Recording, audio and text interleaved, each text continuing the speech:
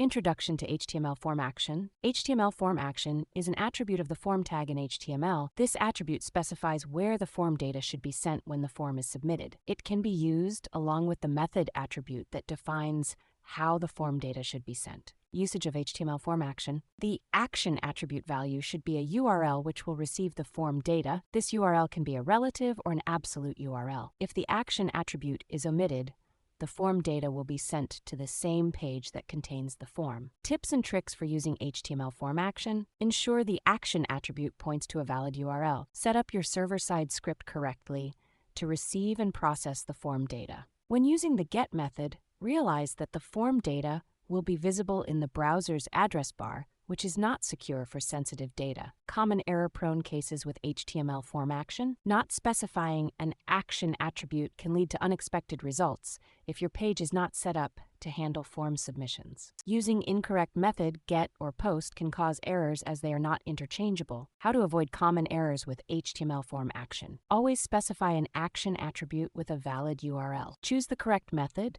get or post, depending on the nature of your form.